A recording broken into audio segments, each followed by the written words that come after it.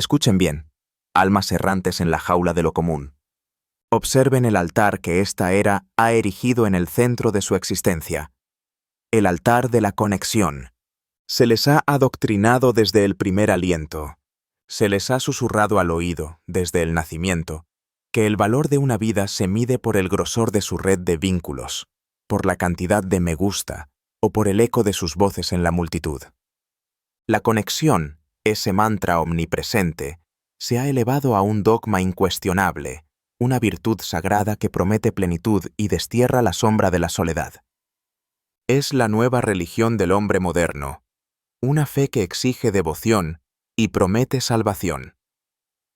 Pero permítanme arrancarle la máscara a este ídolo.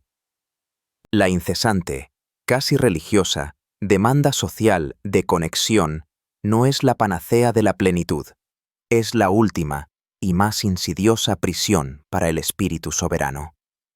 La adoración de esta falsa deidad no libera, sino que encadena. ¿Qué es la conexión para la mayoría, sino una gruesa soga de conformidad? Cada vínculo sagrado es un eslabón que exige dilución. Se les pide moldearse, atenuar sus aristas, limar sus verdades más incómodas para encajar en el patrón de la mutua aceptación. Es un pacto silencioso de mediocridad colectiva, un acuerdo para disolver la individualidad en la sopa tibia del consenso. La soledad, el crisol de la creación y la autorreflexión, no es vista como una cuna de poder, sino como un síntoma de fracaso social, una enfermedad que debe curarse con más conexión. Y es aquí donde se revela la gran farsa.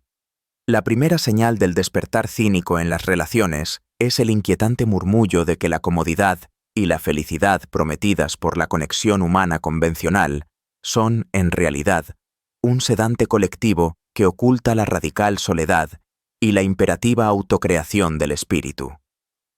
Esta supuesta felicidad es el opio del rebaño, un velo azucarado que los mantiene ciegos a su propia fuerza inaudita. Yo les traigo una herejía, les presento la blasfemia, les propongo la desconexión. La verdadera fortaleza, la auténtica afirmación del yo, no reside en tejer más hilos en la telaraña social, sino en la osadía de cortarlos. Es el acto consciente y deliberado de rechazar este dogma universal, de abrazar la soledad no como una carencia, un vacío a llenar, sino como una plenitud, una fuente de poder. La desconexión es el gran no dicho al coro que exige uniformidad, un grito que resuena en el desierto de su propia autonomía. Es la negación radical del valor de lo que el rebaño valora, el primer paso en la transvaloración moral que les permitirá forjar su propio camino, su propia verdad. Escuchen el pánico. El pánico social a la soledad no es, en esencia, el miedo a estar solo, es el miedo a la libertad radical. Es el terror a enfrentarse a la propia voz, sin el eco de los demás, a escuchar la verdad brutal de su propio ser sin el ruido blanco de la interacción constante. La sociedad teme al lobo solitario porque el lobo solitario no obedece. La desconexión sagrada es, por tanto, el acto supremo de la voluntad de poder. Es una declaración de independencia, una secesión del alma respecto a la confederación de las almas débiles. Es la rebelión del espíritu que se niega a ser un engranaje más en la máquina, que rechaza ser un mero espejo de las expectativas ajenas. Es la elección de la peligrosa libertad por encima de la cómoda servidumbre. Es de esta soledad activa, de este exilio autoimpuesto de las demandas banales, de donde emerge el verdadero proceso de autocreación. Aquí, en la quietud que la ausencia del rebaño permite, el individuo se convierte en su propio arquitecto de valores. Aquí, en el silencio, se escucha la voz interior, la única voz que importa. Se descubren verdades incómodas pero poderosas sobre uno mismo, verdades que la cacofonía social suprime. Uno forja su propio código, inmune a las débiles quejas de la multitud, a sus miedos contagiosos, a sus deseos prestados.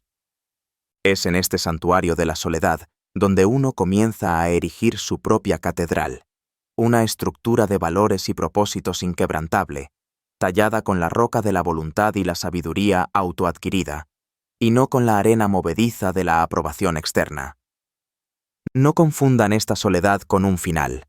No es el aislamiento del ermitaño derrotado, sino el crisol del alquimista. Esta soledad autoimpuesta, esta blasfema elección de la desconexión, no es un final, sino un fértil inicio. Es el espacio donde el espíritu soberano se templa, se fortalece, se purifica.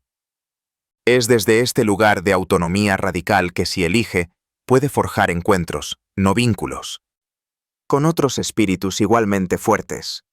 Encuentros basados no en la debilidad compartida o en la necesidad de validación, sino en la verdad brutal, en la honestidad de la autosuficiencia y en la fuerza mutua.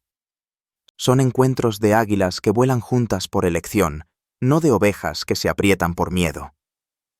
Es la base para una interacción auténtica, desprovista de la hipocresía de la dependencia y la sedación de la falsa felicidad, donde la radical soledad es comprendida y la imperativa autocreación respetada. Así pues, les hago un llamado a la blasfemia, un llamado a la insurrección del alma. Dejen de mendigar migajas de conexión que solo los empobrecen. Atrévanse a escuchar el inquietante murmullo de su propia soledad y descubran que no es un vacío, sino un universo. Elijan la difícil libertad de la desconexión por encima del consuelo del rebaño. Abandonen el dogma de la interdependencia y abracen la gloria de la autonomía. No esperen que el mundo les dé permiso para ser quienes son.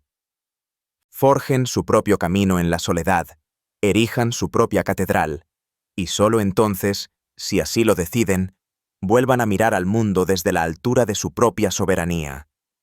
Sea su desconexión su más grande acto de afirmación.